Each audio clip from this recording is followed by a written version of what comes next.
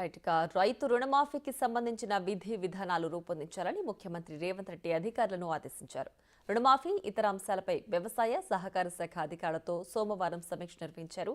ఎన్నికల సమయంలో ఇచ్చిన హామీ మేరకు రైతు రుణమాఫీ అమలు చేసేందుకు ప్రణాళికలు సిద్ధం చేయాలని అధికారులను ఆదేశించారు. 2 లక్షల రూపాయల వరకు రుణాలు ఉన్న రైతుల జాబితాను సిద్ధం చేయాలని సూచించారు.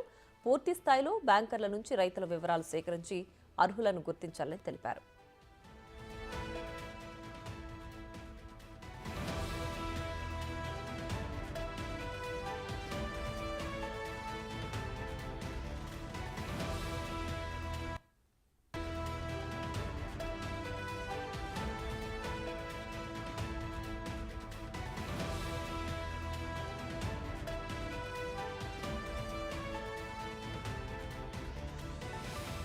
కట్ ఆఫ్ డేట్ విషయంలో సమస్యలు తలెత్తకుండా జాగ్రత్తలు తీసుకోవాలని సీఎం అధికారులకు సూచించారు. కేవలం బ్యాంకుల నుంచే కాకుండా సీఏపీఎస్ నుంచి పంట రుణాలు తీసుకున్న రైతుల వివరాలను అందుబాటులో ఉంచాలని చెప్పారు.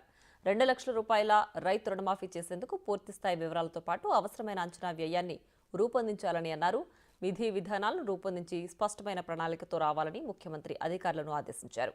ఎట్టి పరిస్థితుల్లో ఆగస్టు 15లోగా పంట రుణమాఫీ చేసి తీరాలని తేల్చి చెప్పారు.